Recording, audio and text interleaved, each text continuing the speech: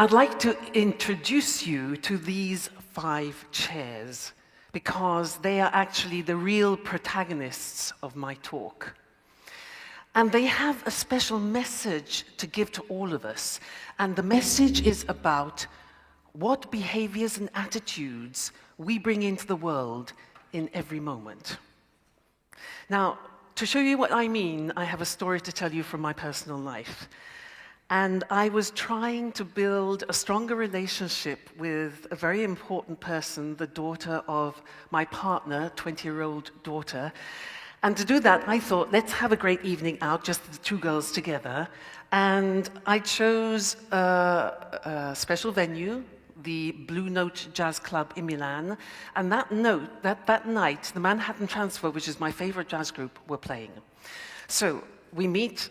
Atmosphere is fantastic, we're getting on very well, and I'm happy, and being a baby boomer, loving the music, and I thought, well, is she liking it as much as I am?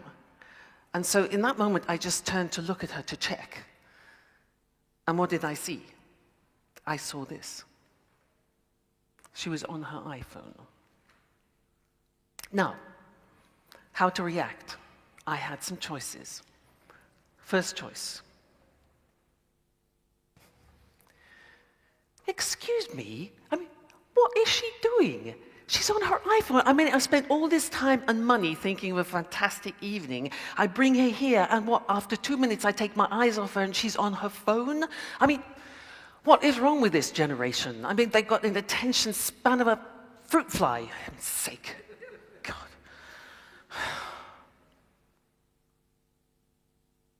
Choice number 2.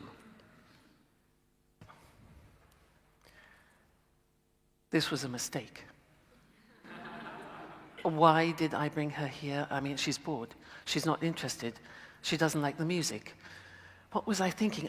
Why should she like the music? This is stuff for baby boomers.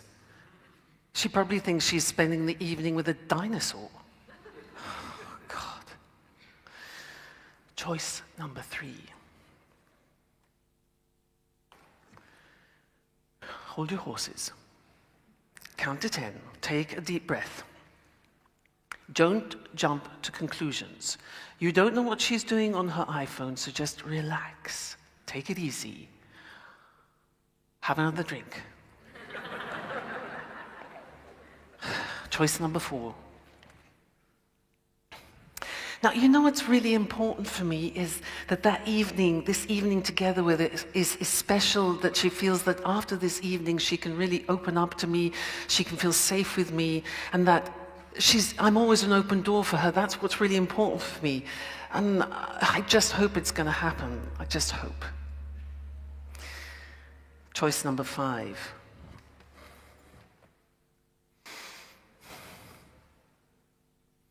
What's important for her? What's going on in her world right now? What's important for her? I really would love to connect to her, and what do I need to do that?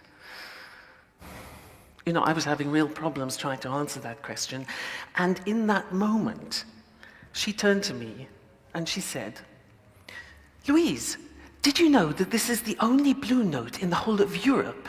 And there's one in New York, and then there's 2 in Japan, but this is the only one here in Milan. That's incredible. The Italians have got it. And she said, and I looked up the Manhattan Transfer. Do you know that they've been playing and singing together for 40 years? That's incredible. And she said, also, look. She handed me her iPhone. She'd sent a message out on Facebook. It said, in the Blue Note in Milan, with the Manhattan Transfer and Louise, the best. Now, that was a close shave. I could have really spoiled that, because I could have sent her a disapproving look from this chair, and she could have started telling herself about me, things about me, like, Louise, she's controlling, she's difficult, it's not easy to be around her. And that was not my intention at all. And in fact, she was completely engaged.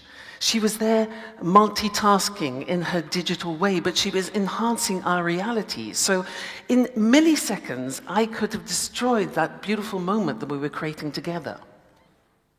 And this is what we're doing all the time, is we're making choices about the behaviors that we bring into the world.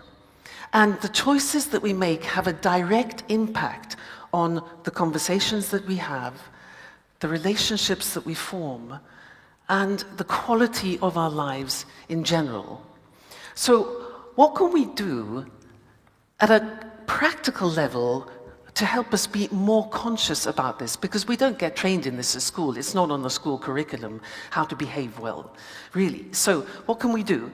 Now, the idea of the 5 chairs came to me when I went and attended a 9-day course in nonviolent communication with its late founder, Marshall Rosenberg, an extraordinary man who did so much for world peace. And after that, it sort of changed my life. After that, I decided that it was a message that I needed to get into our workplaces.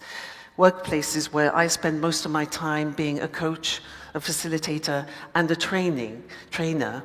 And also where we produce some of our most questionable behaviors, sometimes toxic behaviors.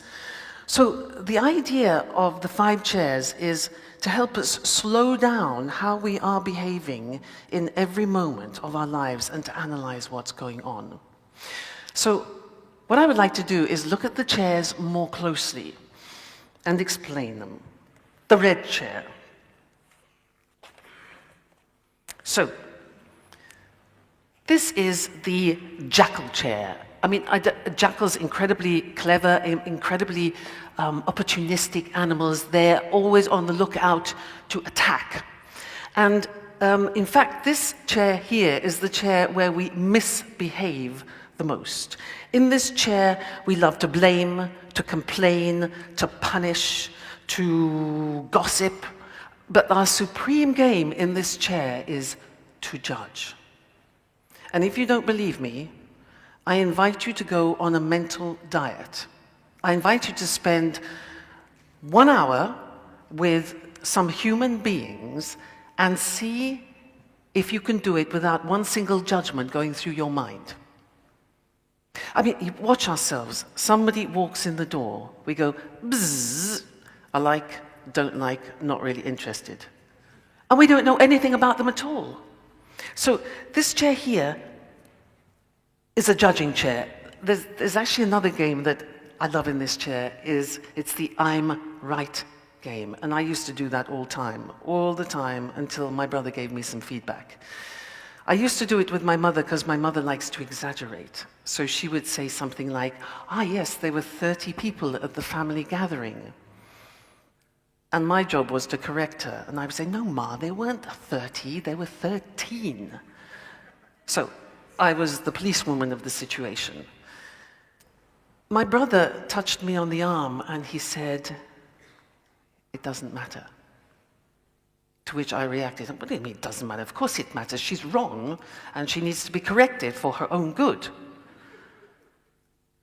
He touched me on the arm again and he said, do you want to be in a relationship with your mother, or do you want to be right? Big lesson.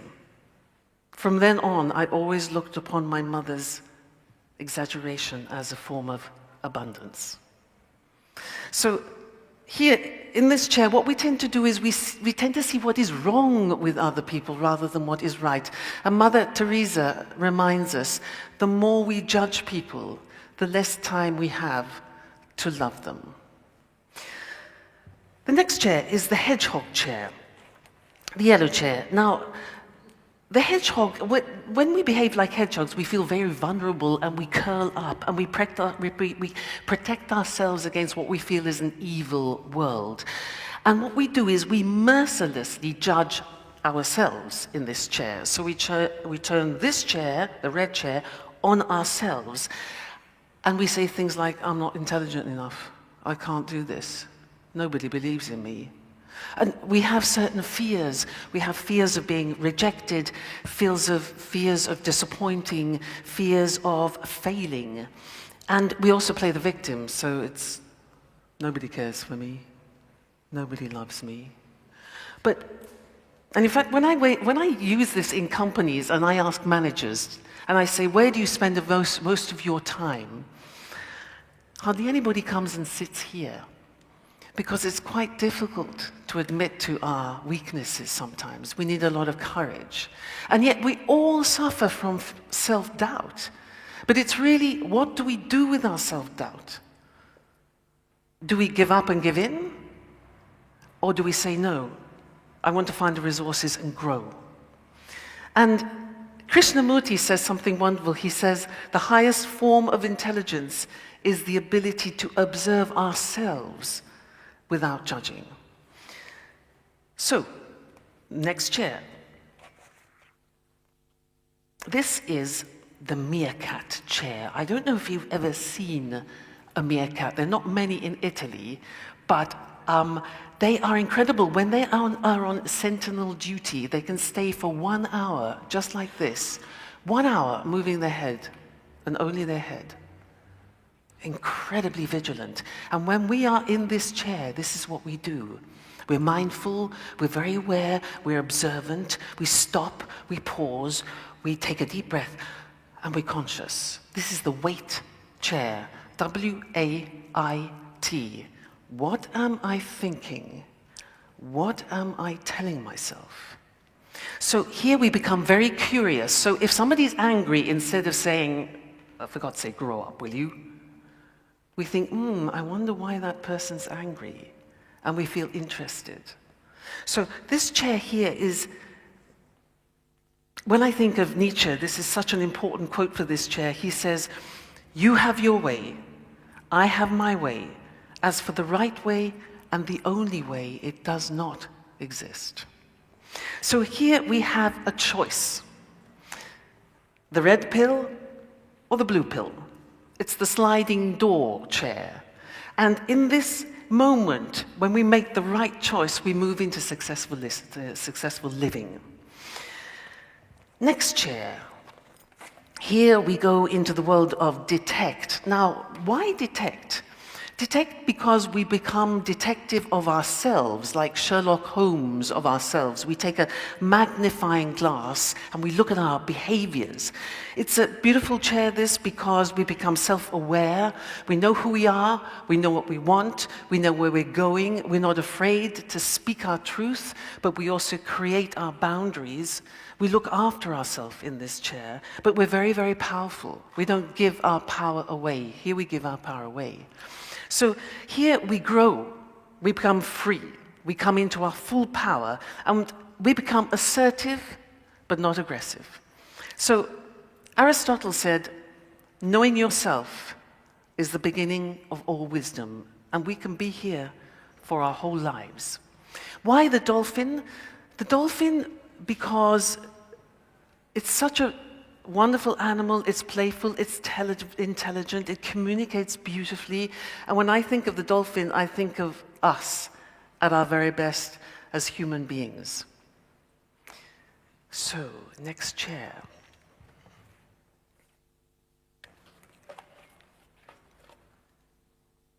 This is the giraffe chair.